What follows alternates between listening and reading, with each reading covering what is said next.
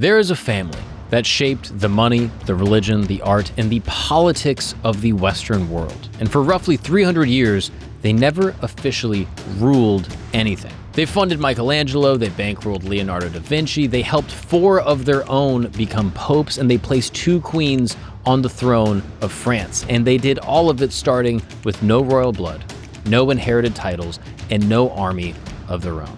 They did it all with a bank and a very specific understanding of how power actually works. Today, we're talking about the Medici family, and their story involves a financial empire built in secret, a conspiracy inside the cathedral, an exile that somehow ended in a stunning comeback, and a blueprint for influence that honestly doesn't look all that different from how the world operates today. This isn't just history, this is the playbook of how power really works. And it all starts with one man who wanted no attention at all and understood that that was exactly the point. So sit back, relax, and welcome to History Camp.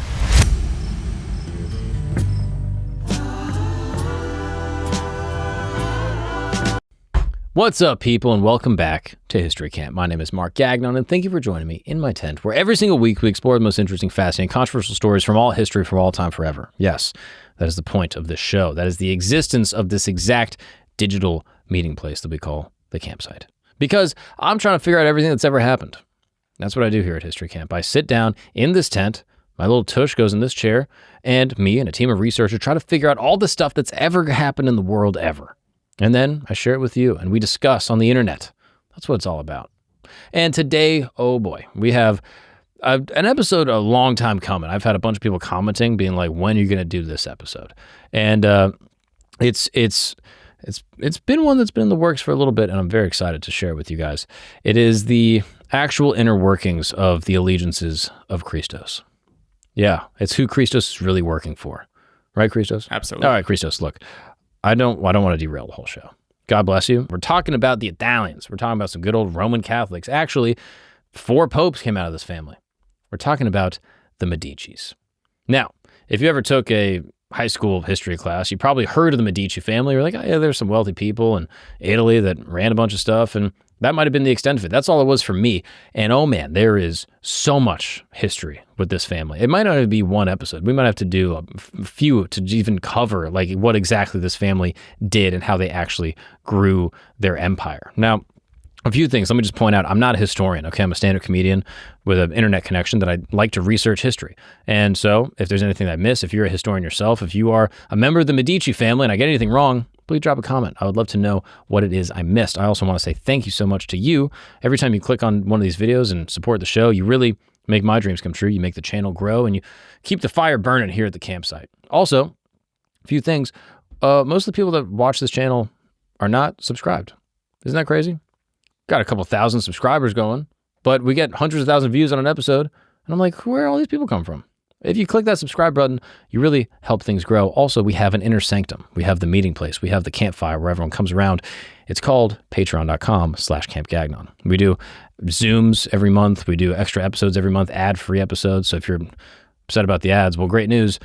For a price of a cup of coffee, you can get every episode ad-free every month.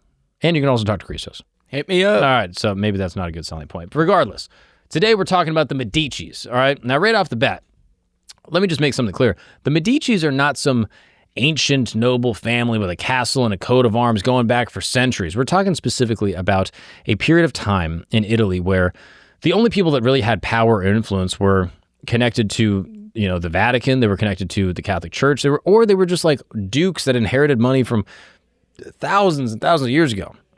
Maybe hundreds of years ago. Maybe I'm being absurd. And that was really kind of the only way. Things were very, this is not modern capitalism. This is kind of a feudal system in a way where people that had money kept it, and the people that didn't have money worked for the people that had money. Now, the Medicis were of the other class. They were originally rural landowners. They were farmers, basically. And they came from a small region in the north of Florence called Mugello. And somewhere along the way, they wound up in the city and started doing what a lot of ambitious families were doing at the time. They were trading and lending money and really understanding how the levers of commerce work. And for a while, they were just around. They were present, but nothing remarkable. And all of that changed in 1397, when a man named Giovanni de' Medici opens the Medici Bank in Florence. Now, here's the thing that you need to understand about Giovanni. He was not loud about this. He was not ostentatious. While other wealthy families in Florence were fighting over political titles and trying to be dukes and duchesses and trying to outstatus each other and swing their pieces around, Giovanni was going under the radar, which is honestly a lot smarter. Behind the scenes, he was actually making himself impossible to ignore without ever having to do the status game and fight for attention, because he was revolutionizing banking, truly just changing the fundamental infrastructure of how banking worked, and no one was really paying attention at the beginning. He helped develop and refine instruments like letters of credit and bills of exchange, financial tools that let merchants move money across countries and across borders without physically having to transport gold or coins. And it might sound pretty simple, but in the 1400s, shipping gold across Europe was extremely dangerous, super slow, and really expensive. Giovanni built a network that fixed that whole problem, and suddenly every major merchant and a bunch of rulers and wealthy monarchs all over the continent had a reason to work with him. And that is how he became essential. Giovanni's ploy was this: you don't demand a seat at the table, you just build a new table. And Giovanni did eventually take a seat on Florence's ruling council, the Signoria. But the thing is, he never went after the top position. He never tried to be the man in charge. He never tried to be out front where everyone can see him and put a target on his back. He sat near the center of power, and he built relationships and collected favors and made himself really useful to the actual people that were at the very top. And his whole philosophy seemed to be this: the person everyone needs is more powerful than the person that everyone knows. Sound familiar? He also backed a major tax reform known as the catasto, a new property tax that shifted more of the financial burden onto Florence's wealthy and noble families. And, these are the people that had always had the most and always paid the least because, of course. And the regular people of Florence loved him. And Giovanni never went around taking credit. He let the goodwill just quietly accumulate. And by the end of his life, the Medici Bank wasn't just successful. It was like the foremost principal banker of one of the most important institutions in the entirety of Europe and arguably the whole world, that is the Catholic Church. The institution that basically ran the spiritual and political life of all of Catholic Europe. They were banking with the Medici family. I mean, it's just wild. You can just imagine that level of influence. A guy from like a farm in the north of Florence who never wanted to be the big star or have all the medals and never started a war, never was like a big public player for power, ended his career as one of the main bankers to the most powerful organization that the world had ever seen. He died in 1429, and what he left behind wasn't just wealth. It was a machine, an empire. The bank, the relationships, the reputation, all got handed off to his son, Cosimo. And Cosimo looked at everything that his father had quietly built up and decided that he wanted to go someplace different, someplace that his father would never dare to go. Right? Giovanni built the machine, but the real question here is, what happens when someone with a bigger appetite, someone with more ambition actually gets a hold of it? And to be honest with you, at this point in the story, it reminds me a lot of an episode that we did before about Philip II of Macedon. Philip II, of course, unites Macedonia and really creates like this empire, a real player in the region, and hands off this, quiet but really sustainable empire to his son, a ruthless and remarkably ambitious young man named Alexander the Great. Now, our Alexander in this story goes by the name of Cosimo. Now, Cosimo de' Medici grew up watching his dad do everything right. He was quiet, he was useful, he never overstepped, but he also learned from it. And he had a bigger appetite than Giovanni. He wasn't content just being helpful. He wanted to be the guy. So he took the bank that his dad built and he scaled it in a way that the world had never seen. So by the time Cosimo was done expanding, the Medici Bank had major branches in every banking hub around Europe. I mean, Rome, London, Geneva, Venice, Bruges, like everywhere, basically. And it was effectively a 15th century multinational company. Instead of like selling software or like shipping stuff or, making iPhones, it was the financial hub. They were the finance kings, and they would support kings, and they would fund wars, and they would move money for the Catholic Church across the entire continent. And here's the thing about lending money to kings and popes. They can't easily move against you without hurting themselves, because if they do, the loans will dry up. So Cosimo understood that debt is a leash, and it's not his leash, it's the people he's loaning the money to, it's their leash. The more powerful the people that owed the Medicis were, the more protected the Medici family became, right? It's not that complicated. It's just something that most people don't really think through. They think, oh, if I'm putting the Catholic Church in debt, or if I'm putting this king in debt, they might come for me, but they need the money. Pope Pius II actually described Cosimo as, and I'm kind of paraphrasing here, but basically the king of everything except in name. Literally, that's the whole story in just one sentence. But then something happened that puts all of it to the test. In 1433, a rival Florentine family called the Albizzi, who had been watching Cosimo come up and getting all this clout and power and success, they were getting nervous about it. And so they made their move. And they actually had him arrested, brought up on charges, and planned to have him just executed. They settled for an exile instead, probably because Cosimo had enough allies that killing him was just too risky. And they thought that exile would just finish him and finish the family, and that they could just move on, and this guy that was aggregating all this power would just be done. But they were wrong. You see, Cosimo was very clever. He saw this coming.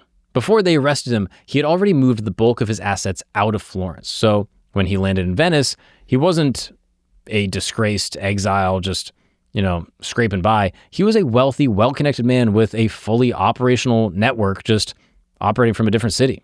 And he waited, and it didn't take long. Within a year, the political situation in Florence had just completely shifted upside down. The people who supported Cosimo, and there were a lot of them because his family spent decades building genuine goodwill with the tax reforms, all that stuff, they pushed back. It was kind of like a populist rebellion in a way. The new government actually recalled Cosimo, and the Albizzi were exiled.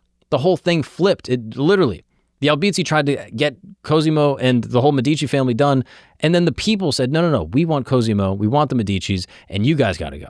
So when Cosimo walks back into Florence in 1434, he didn't take a princely title. He was not like, oh, the great king is back, the Duke of Florence. There was no formal declaration of monarchy or any of that stuff. He just got back to work.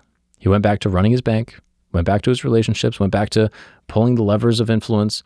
Except now everyone knew without a doubt that he was kind of the guy in charge.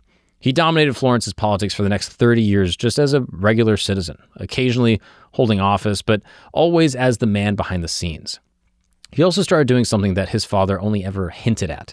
He began commissioning art and architecture, things like churches and libraries, public buildings, on a scale that transformed how the city of Florence actually looked.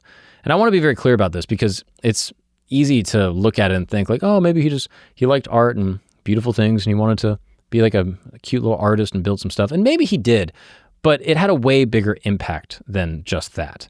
You see, when you fund buildings that people worship in, when you build libraries that people are studying in and finding their passion and growing and learning and maybe even building their own lives in, the streets that people are walking on every single day, you are basically signing the city with your name. For the rest of eternity, people look at that building and they go, oh yeah, the Medicis built that. Part of the reason we're talking about them is because you walk around and you go, oh yeah, that church was built by them. Florence started to look like a Medici project. But here's the thing that's so brilliant. It's not just generosity, it's building legitimacy. Cosimo died in 1464, and the city of Florence basically gave him the title Pater Patriae, father of the fatherland. This is a very high honor that's typically reserved for the heads of state and, ruling dukes and stuff like that. They gave it to someone who was technically never was a king or even held that high of an office. And then his grandson, Lorenzo, would take this art as soft power strategy idea and run so far with it that it would legit just reshape Western civilization. Like the way you that's listening or watching this right now, the way you view art and the names that you know probably came from this guy. But before we get there, we need to look at the engine underneath all of this, because the way that the Medici family used their bank to get inside the Catholic Church is one of the boldest, most daring maneuvers in history. We've seen how Cosimo built something that was impossible to break down, and we're going to see how he actually did it, because the mechanics and the maneuvering and the strategy here are maybe even crazier than what you were taught in history class. Now, at its peak, the Medici Bank was arguably the most important financial institution in all of Europe. It handled currency exchange, royal loans, and trade financing across multiple kingdoms and cities simultaneously. It also operated through a kind of early holding company infrastructure, like a central partnership in Florence that owns stakes in these different branches all across the continent. And that's something that, normal corporations would do today. But the Medici family really helped pioneer it in a world that had never seen banking or any type of, intercontinental business at that scale ever. But that doesn't even come close to what they were able to accomplish. Beyond people's finances and their worldly treasures sits something deeper, right? That there's something more valuable than the riches of the world, and that is their faith. And that's exactly what the Medici family was going for next, the Catholic Church. Even starting in Giovanni's era and deepening significantly under Cosimo, the Medici Bank became the main banker of the papacy, which means that they weren't just lending money to the church, they were collecting fees, donations, and taxes from Catholics across a lot of Europe on the church's behalf and then routing that money back to Rome. So think about that for a second.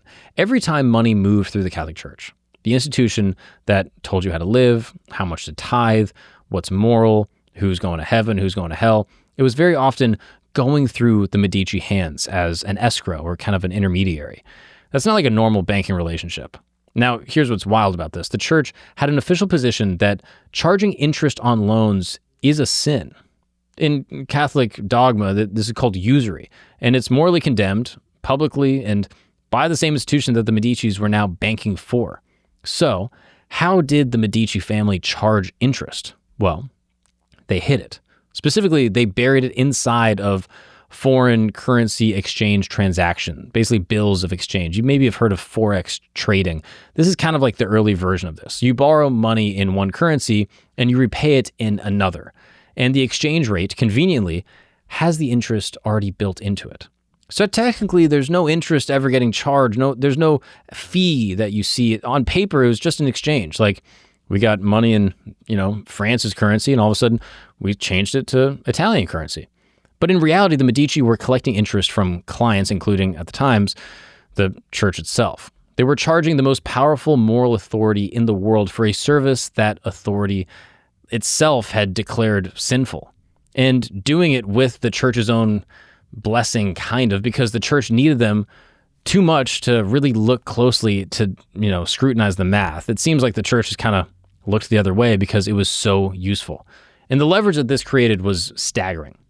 In the 1400s, if you were a king or a duke and the Pope decided that you weren't legit, like he would basically be like, this duke is not real, he's excommunicated, like he's done, you had a massive problem. This is the ongoing tension between church and state. The church's approval isn't just spiritual. At the time, it is the political currency. And the institution that is basically approving who's legit and who's not is financially entangled with the Medici family. I mean, at that point, you didn't even have to threaten anyone.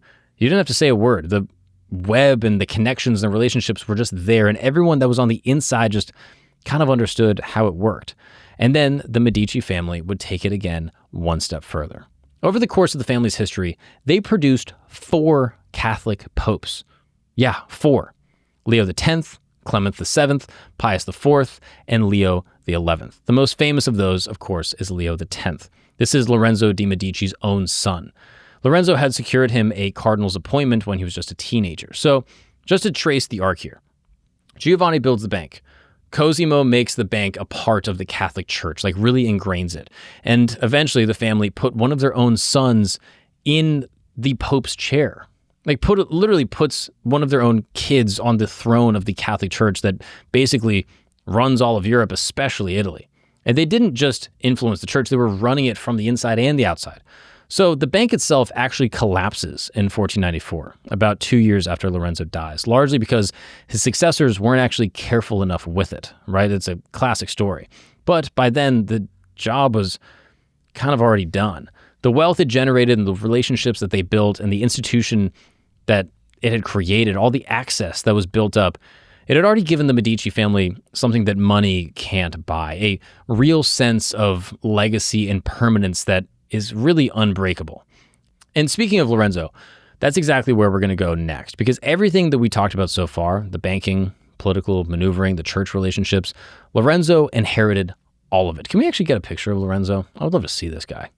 And then he added something that none of his predecessors had ever thought of, to scale their power to insane new heights.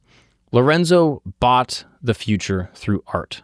Like literally that. When people say like, oh, art is just for these poor artists, like it's, it might not have, it is so culturally significant, especially in this time. It runs the symbols and the visual apparatus to understanding who's in charge. And he's about to run the entire cultural imagination of Western civilization. Lorenzo de' Medici took over in 1469 at just 20 years old. And there he is.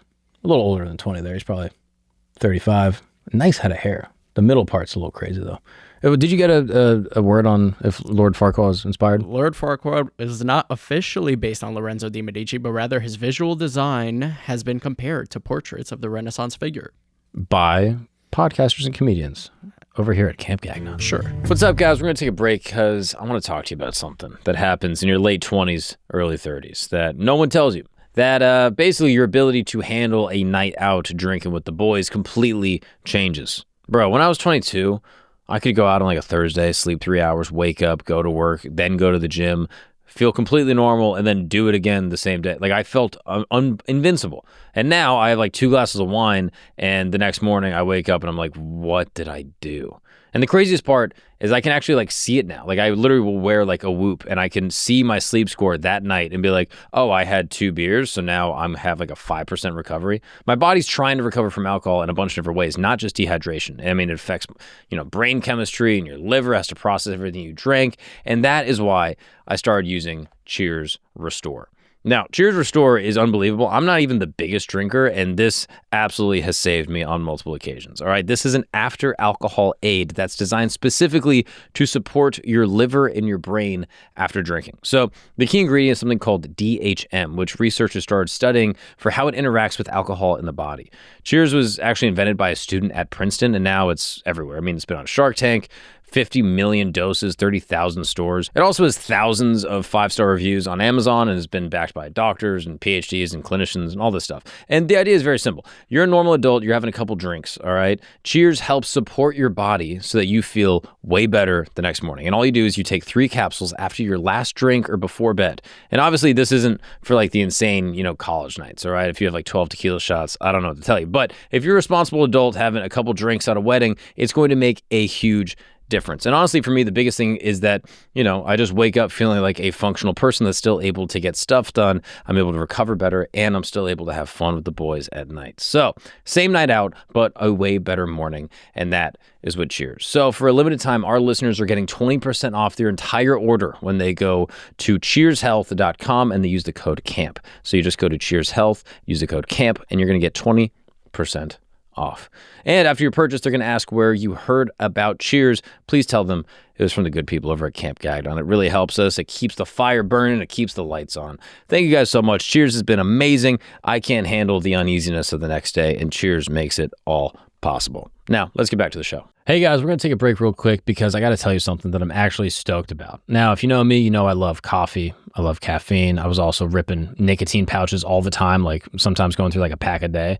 And honestly, I started to notice I was like a little wound up. Like my heart was racing. I was like kind of on edge, not sleeping great. I was like kind of anxious. And if you're into like, wellness and biohacking like I am, that's your body trying to tell you something. And that is why I love Ultra pouches. I reached out to them because I love the product. And before you ask, no, these are not a nicotine product. There's zero nicotine, technically no caffeine. What they are is a pouch loaded with nootropics and adaptogens, stuff like alpha GPC for mental sharpness, L-theanine for this calm focus, and Infinity PX, which gives you this clean, smooth energy that doesn't make you feel like you're going to explode. I still get like the ritual that I love. Like I just love taking a pouch out and trying it. Watermelon's actually my favorite flavor, but you don't get the anxiety spike or the withdrawal like you do with nicotine. And my sleep it's gotten a lot better, which if you know anything about recovery is the most important thing. I mean, these are legit. I keep them on the desk. I actually have one in right now.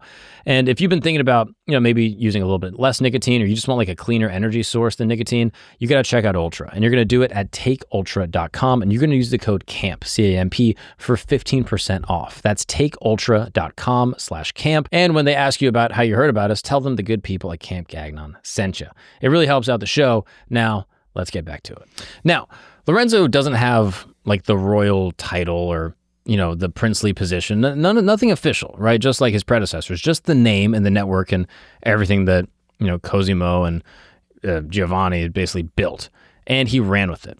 Where Giovanni was staying quiet and Cosimo was staying useful and, building it up, Lorenzo was completely front and center. Not politically loud necessarily, but culturally, he was everywhere. He understood that the next frontier of Medici power was, it wasn't more money, it's not more loans, it's not more banking stuff. It was reputation, it's legacy, the kind of influence that outlasts like the bank balance or the number in your bank account.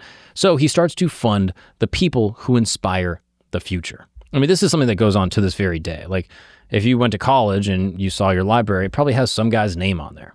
And that guy didn't do it because, he loves reading. He did it because he goes, I'm going to be there forever.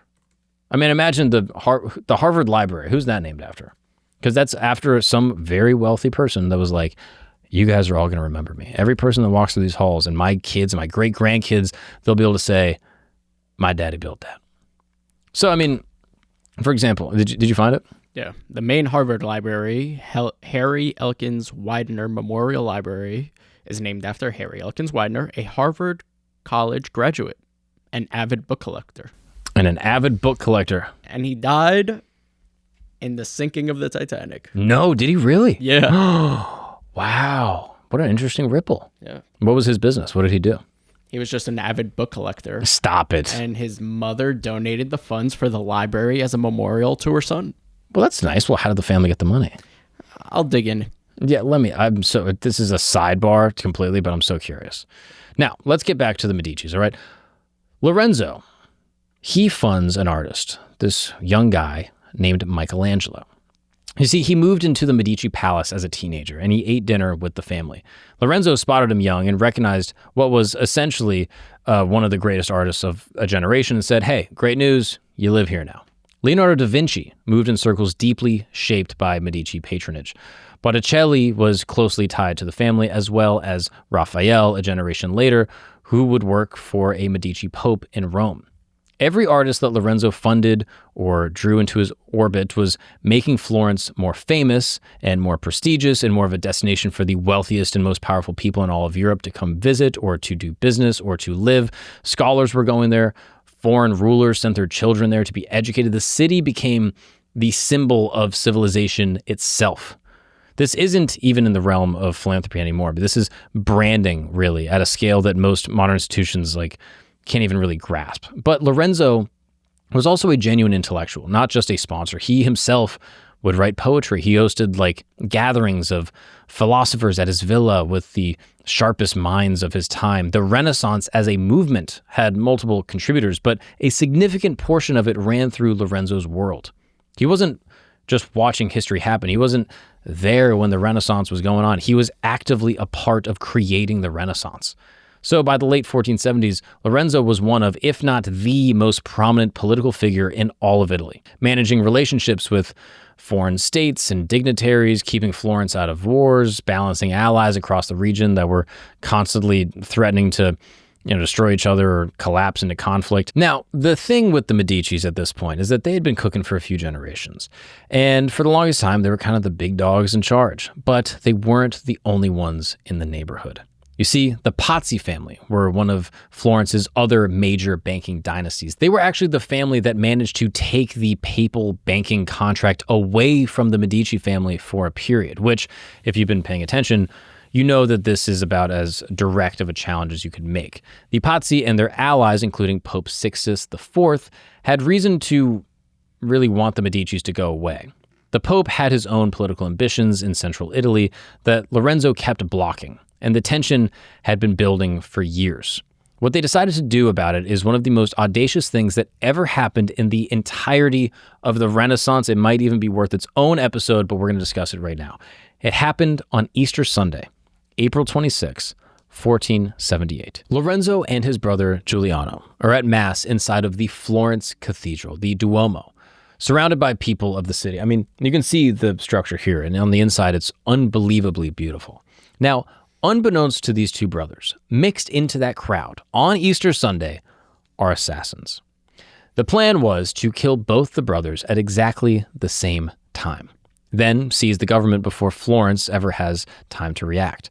The signal was the elevation of the host. This is truly the holiest moment in all of the Catholic Mass, where the priest lifts up the Eucharist, and everyone recognizes the sacrifice of Jesus Christ. This is the moment when literally transubstantiation happens, where the body of Christ is imbued with the Spirit of Christ and transforms into the body. I mean, I'm kind of nerding out on Catholic theology here, but it's so important and so ritualistic. If you've ever been to a Catholic Mass, that is the moment.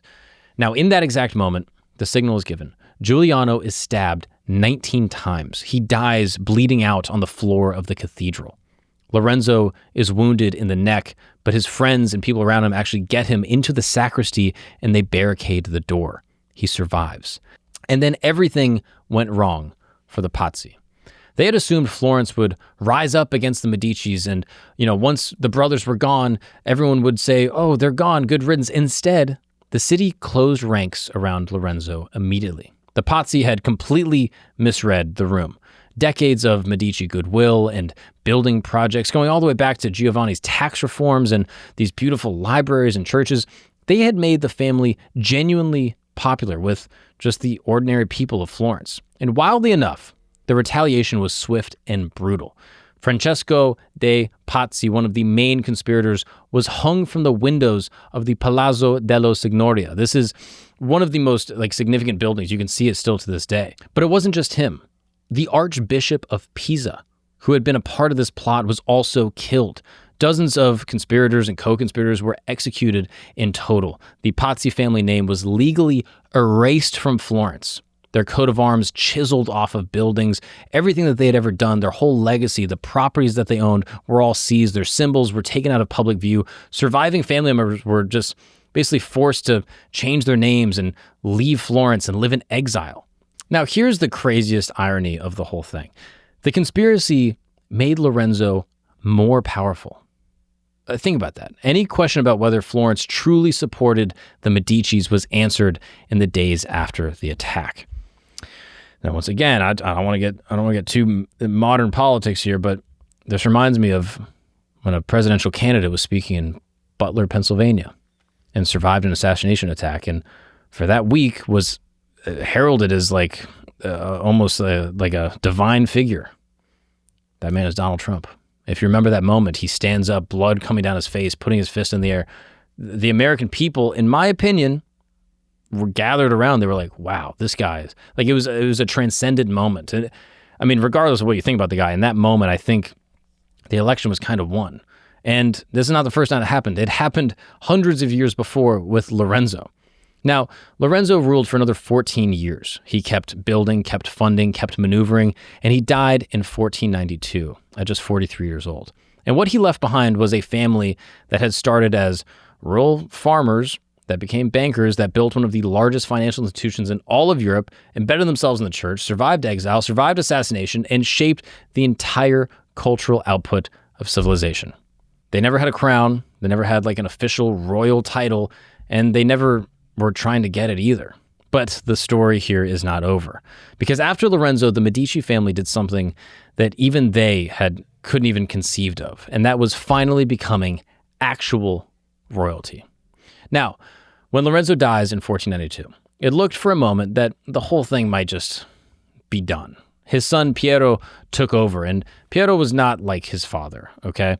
When a French army marched into Italy 2 years later, Piero panicked and surrendered Florence really without a fight. The city was humiliated, and after generations, the Medici were finally expelled. The bank, already weakened from years of neglect under Lorenzo, completely collapsed, now this time for good in 1494.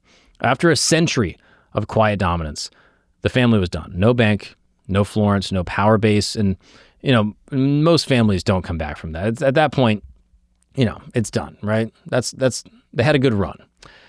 But the Medicis were not like most families. You see, years earlier, Lorenzo had done something that looked, at the time, just like a dad doing a favor for one of his kids. He secured that cardinal appointment for his 13-year-old son, Giovanni. Now, in the 15th century in Italy, these positions around the church, specifically like a cardinal, which is a very high-ranking position within the Catholic Church, these appointments were obviously spiritual, I guess, but they were also political currency. And Lorenzo spent some of this to give Giovanni a seat inside the church's inner circle while he was still just a teenager. And that investment took about 2 decades to pay off. But in 1513, Giovanni de' Medici becomes Pope Leo X. There's a quote actually attributed to Pope Leo X upon his election. "God has given us the papacy. Let us enjoy it." Which, again, accurate or not, it's difficult to know if he actually said it. It captures the energy perfectly. The Medicis are back, just in a different way. Then Giulio, Lorenzo's nephew, became Pope Clement VII in 1523. 2 Medici popes in 1 decade. With that kind of institutional backing, the Catholic Church, right, the formal titles started to come. So in 1532, the family received the hereditary title Duke of Florence, the official recognition of what they had been doing for the better part of 100 years. They just finally got it codified as dukes. And then in 1569, that title would turn into the Grand Duke of Tuscany. The unofficial kings had officially signed the paperwork. But the most remarkable thing about this era isn't the titles or the sons becoming popes or dukes. It's the Medici daughters. Caterina de' Medici, also known as Catherine de' Medici, a great-granddaughter of Lorenzo, married Henry, the heir to the French throne in 1533. When he became King Henry II of France, Catherine de' Medici became Queen of France. After his death, she served as regent and remained one of the most influential figures in French politics for decades, navigating one of the most turbulent periods in all of French history. Then, in 1600, Marie de' Medici married King Henry IV of France, another Medici, another Queen of France. 2 queens, one family from this farm region somewhere in Italy, 4 popes, 2 queens of France, Grand Dukes of Tuscany, and it all started with just a farmer who opened a bank. So what does that really tell us about power? The story of the Medici family isn't just a dynasty or some rich people that got lucky, right? And, it's a blueprint, really. It's not a blueprint for ruling, but for how power actually works beneath the surface. Because the Medici didn't chase power outright. They didn't want the titles. They chased positioning. They chased utility in a way. And that distinction made all the difference in their success. You see, power is loud. Power puts a target on you.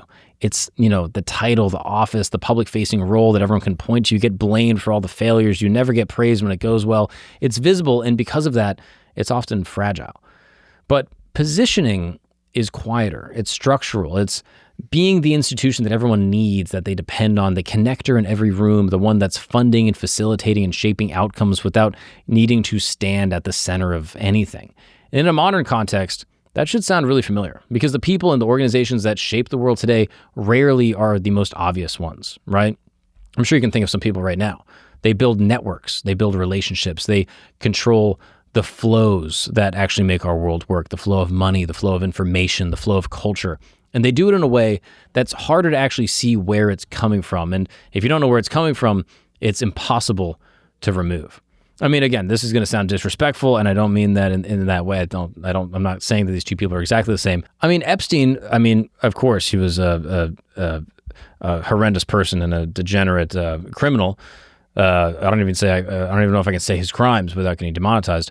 But he was kind of unknown up until his arrest. And, obviously the wealthy people, the powerful people, they knew who he was. They wanted to be in the rooms with him. They wanted to get access to his funding, to his relationships, to his connections, to the cool island and, the lavish trips and the amazing mansions and stuff.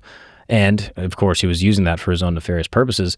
But in a way, he kind of copied the Medici model, where they were just at the centers of finance, that they were actually the glue that connected everyone together, and whenever money had to move around, they took a piece. Giovanni de' Medici, he understood it first. Cosimo de' Medici expanded it, and Lorenzo de' Medici perfected it. Even when it looked like everything had collapsed, the positions that they had spent generations building, they didn't go away. Their influence inside the church, inside the courts, inside the cultural DNA of what it means to be Italian, of what it means to be Florentine, all that stayed. And that's what made the return possible, the numerous returns that they made. It wasn't luck, it wasn't force and, destroying everything in their way. It was structure. It was being so fundamental to the fabric of a society that when they're gone, people want them back. And that pattern hasn't gone anywhere. If anything, it's just scaled. It's easy to look at the Medici family and reduce everything that they did to, strategy or of course they're rich. To say that it was all calculated for power control, I think is missing the point. And, maybe most of it was, but the outcome of that system wasn't just control, it was creation. I mean, they literally invented culture in a way. I mean, Michelangelo, Da Vinci, Botticelli, I mean, so many others. I mean, great works and massive cathedrals and beautiful public projects that are still standing, still visited to this day, that still shape how we understand beauty and what human potential really is. And now, whatever their intentions were, and I'm sure you have your theories, I have mine, the Medici didn't just accumulate influence, they redirected it into this long-lasting thing that has certainly outlived them or their family or their business in any way. I mean, their bank is gone. The political dominance has faded, but the imprint didn't. The systems that they helped refine still underpin modern finance. The cultural explosion that they created or ignited rather is still studied and referenced and is still shaping how we think to this day. All of that from just a family of farmers in Italy. Because no, they were never officially kings of Florence, but they didn't need to be because they were able to be something far greater. And that is an abridged history of the De Medici family. I mean, fascinating, right? I mean, you can really see the parallels with like the modern day from the amount of times that they were, exiled, their business collapses, assassination attempts, and yet they're still able to kind of stay populist and maintain control with the people. They're still able to, build public projects and help the casual person. Even in a non-democratic system, they still recognize the power of rebellion and the voice of the people, and they play into that. They also recognize that having power at the very top, that's a target. That's why, again, I don't want to like spout my own political philosophy here, but the politicians of the day, when we're looking at, this politician or that politician, I'm like, I don't even think they do the bidding of the people that finance them. Like the kings of Italy or the kings of France or whatever, like they're doing the bidding of the Medicis that are loaning them all the money. And maybe not directly, maybe not on paper, maybe it's just relationships and it's just kind of the implication. But the fact that you can still see it to this day is remarkable. And today, there's probably versions of the Medici family. There's probably wealthy families in America that control politics to a great degree. I'm sure you can think of these people now. They're probably dynastic families. But there's also new billionaires that come along that influence modern politics. And then, of course, there's corporations that are now basically operating like the Medici family themselves, whether it's, like Apple or Microsoft, Nvidia. They have their hands in the government in some way, and the government needs them, and they need the government. And as a result, things don't really change that much.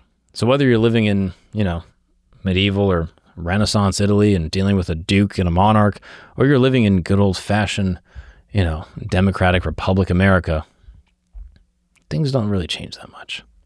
I mean, what a fascinating family. I mean, if you've ever read Machiavelli's The Prince, I've heard that it was heavily inspired by the Medici family and how they operate. I think specifically Lorenzo de Medici. But I mean, just truly remarkable. I mean, what are your thoughts? Well, Mark, you mentioned that they had 4 family members, the Medicis. There was a family with 5. What do you mean? The Orsini family had 5 popes. Wow. A major Italian noble family in medieval Italy and Renaissance Rome. We never hear about them. No. The Orsini family. It does sound familiar. I have no context about it. Maybe they're the real Medicis. Because we've never heard about them, and they got 5 popes. Yeah, Stephen II, Paul I, Celestine III, Nicholas III, and Benedict VIII. Or the 13th, I'm not sure. It's hard to tell with these numerals. I'm with you. You're Greek. You don't deal with these Latin words and letters, Shout out to the Orsini family. Yeah, if you guys are listening, we'd love to get in touch. Yeah. Or the Medicis. There's probably Medicis out there now. That's pretty cool. Can you look up if there must be living Medicis with the same last name? There must be. I mean, granted, it was a long time ago. We're talking about generations of people, but there's got to be some. I mean, if you're a Medici daughter and you get remarried in like the 1800s, you got to just keep your name. Yep. They're out there, right? Yep. And I bet you they still have clout. For sure. I mean, where are they at? Oh, it says here, while the main ruling line of the Medici family went extinct in 1737 with the death of Giangastone de' Medici and his sister, distant collateral branches still exist. These living descendants generally do not carry the Medici surname due to intermarriage, though some, such as Medici of Ottagiano line, still bear the name. Wow. I mean, I couldn't imagine. Like, I wonder what that life is like, Like, I wonder what, like like, I guess it's so recent that like it probably means more, but like the Rockefellers now, or like the Rothschild family now, like these kinds of families that like you hear about, they're like very prominent in banking. The fact that they get, like, they probably have like special status. It's also funny because like, I don't know, maybe I'm gonna show my hand here, but it's just funny because you always hear people be like, oh, these families, you know what I mean? The Rothschild family. And it's like the Rothschilds were just one of many very wealthy banking families, you know what I mean? And the fact that the Medicis were dealing with the Catholic Church as Catholics, still doing like the little usury, still doing the banking.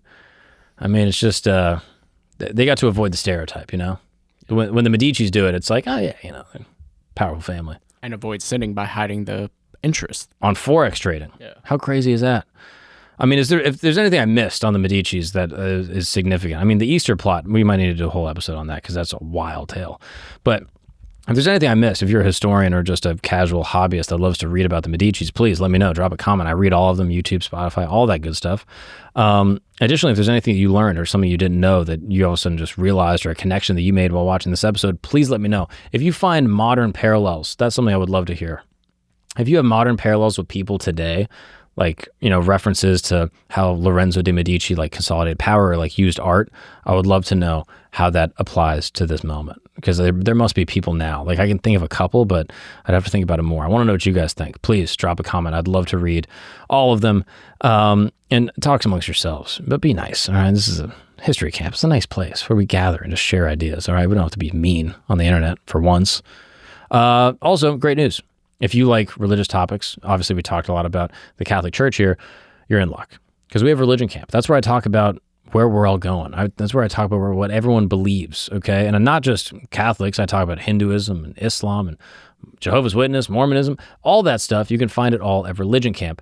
And if you like, you know, what's going on right now, modern day conspiracies, talking with real geniuses and experts that talk about mysticism to geopolitics to, you know, ancient history, well, we have Camp Yagnon. That's the main pod where, you know, it's all sorts of crazy deep dives on current events.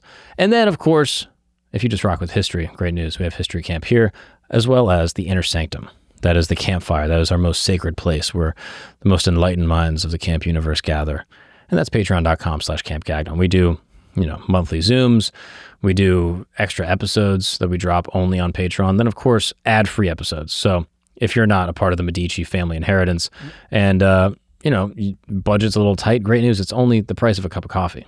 And you get every episode we drop ad-free. You never have to listen to another ad again. Pretty sick. And that's at patreon.com/Camp Gagnon. As always, I appreciate you all dearly for being a part of this and making this show possible. You truly have made my dreams come true. God bless you all, and I will see you in the future to talk about the past. Peace.